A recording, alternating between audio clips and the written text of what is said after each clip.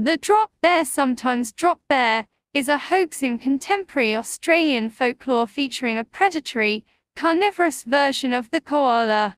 This imaginary animal is commonly spoken about in tall tales designed to scare tourists.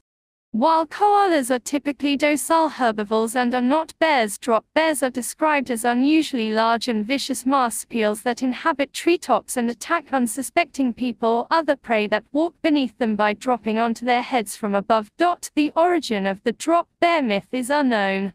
The earliest written reference found by the National Library of Australia is a passing mention in a classified advertisement in the Canberra Times in 1982, but the term was in popular usage well before then, especially to scare scouts camping or city tourists who came to visit the country. Stories about drop bears are generally used as an in-joke, intended to frighten and confuse outsiders while amusing locals. Similar to North American fearsome critters, such as the jackalope, 8 tourists are the main targets of such stories. 9-10 These tales are often accompanied by advice that the hearer adopt various tactics purported to deter drop bear attacks, including placing forks in the hair, having Vegemite or toothpaste spread behind the ears or in the armpits, urinating on oneself, and only speaking English in an Australian accent. The website of the Australian Museum contains an entry for the drop bear written in a serious tone similar to entries for other real species.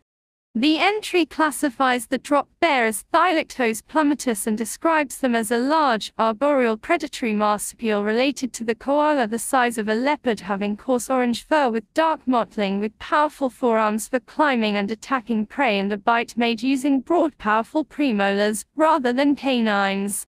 Specifically, it states that they weigh 120 kilograms, 260 pounds, and have a length of 130 centimeters, 51 in 12. The tongue-in-cheek entry was created for silly season 13-14. The Australian Museum also established a small display in the museum itself exhibiting artifacts which it stated may or may not relate to actual drop bears.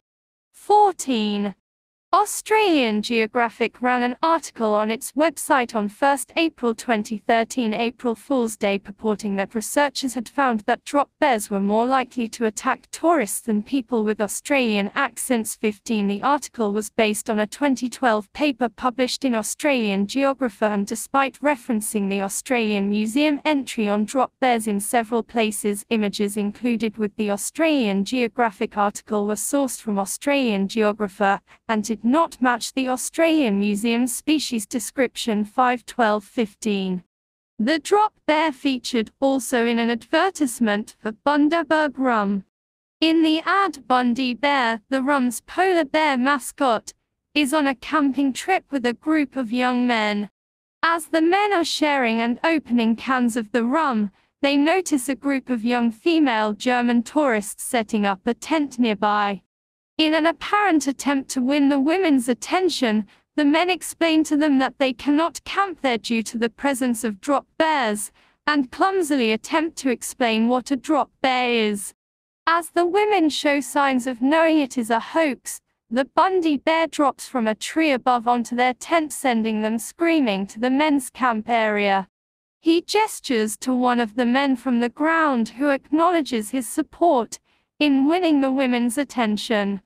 The ad ends with the entire group, including the bear, sharing Bundaberg rum at the men's campsite. 16. In the Discworld novel The Last Continent by Terry Pratchett, drop bears inhabit the continent of Forks, a land portrayed as a parody of Australia. This version of the drop bear tale sees the animals with well-padded backsides to cushion their fall. Australian Chris Toms and New Zealand musician Johnny Batchelor formed a band named the Drop Bears in 1981.